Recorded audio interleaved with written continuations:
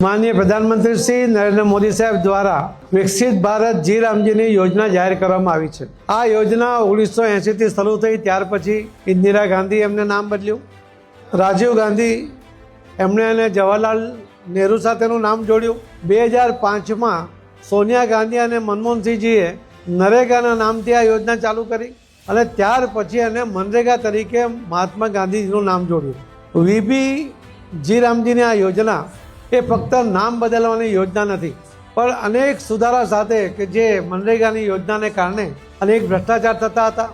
આ દેશમાં મજૂરો ઉત્પન્ન કરવા માટેનો પ્રયત્ન થતો હતો, કેમ કે આ યોજનામાં મૂળભૂત રીતે જ માટીકામ, ખોદકામ અને સિવાય બીજું કશું કામને મહત્વ આપ્યું જ નહોતું। તો આ દેશમાં અનેક ટેલેન્ટ પડી છે, એને પણ એનો લાભ મળે, કૌશલ્ય જે ધરાવતા લોકોને પણ એમાંથી કામ મળે, એના માટે આ વીબી રામજીની યોજના માનનીય પ્રધાનમંત્રી મોદી સાહેબજીએ એ બનાવી છે। અને એમાં જે મનરેગામાં 100 દિવસ એમાં કામ મળતું હતું, જીરામજીમાં 125 દિવસનું કામ મળશે। મનરેગામાં 15 દિવસે પૈસા આપતા હતા, જીરામજીમાં 7 દિવસના પૈસા મળશે। કોંગ્રેસના મનરેગાની યોજના એ 35,000 કરોડ રૂપિયામાં ફાળવેલા હતા। માનનીય પ્રધાનમંત્રી શ્રી નરેન્દ્ર મોદી સાહેબે 95,000 કરોડ રૂપિયા એ આ જી રામજી માટે ફાળી આપ્યા છે। જલ જીવન જલ સંચય માટે પણ એમાં ખૂબ મોટો ફાળો આપવામાં આવ્યો છે।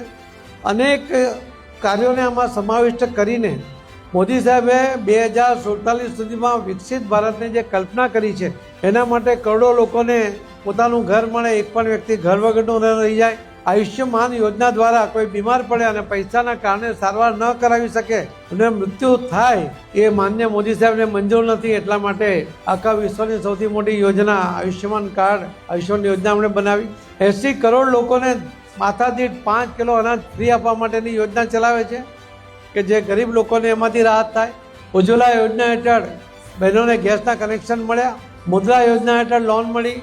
અનેક બેંકોમાં અનેક લોકોના બેંકમાં એકાઉન્ટ ખુલતા નહોતા, દરેકના એકાઉન્ટ ખુલ્યા। કોંગ્રેસ જ કહેતા હતા, રાજીવ ગાંધી જ કહેતા હતા કે 1 રૂપિયો દિલ્હીથી મોકલે છે, 15 પૈસા પહોંચે છે। 85 પૈસા જેમાં ગ્રામ પંચાયતથી માંડીને લોકસભા સુધી કોંગ્રેસના શાસન હતું, એમાં 85% એટલે 85 પૈસા ખવાઈ જતા હતા। એ એમના જ પ્રધાનમંત્રીએ કહ્યું છે, જ્યારે મોદી સાહેબ પૈસા મોકલે છે ત્યારે સીધા લાભાર્થીના બેંક એકાઉન્ટમાં જમા થાય છે, એમાં કોઈ વચોટિયો નહીં અને 1 પણ રૂપિયાનો ભ્રષ્ટાચાર થતો નથી। એ પ્રકારની યોજનાની ડિઝાઇન બનાવવામાં આવી છે। જી રામજીની આ યોજના દ્વારા અનેક લોકોને આમાંથી ફાયદો મળશે। અનેક યોજનાઓનો લાભ લોકો જે લઈ રહ્યા છે તેમાં વધારાનો લાભ એમને મળશે।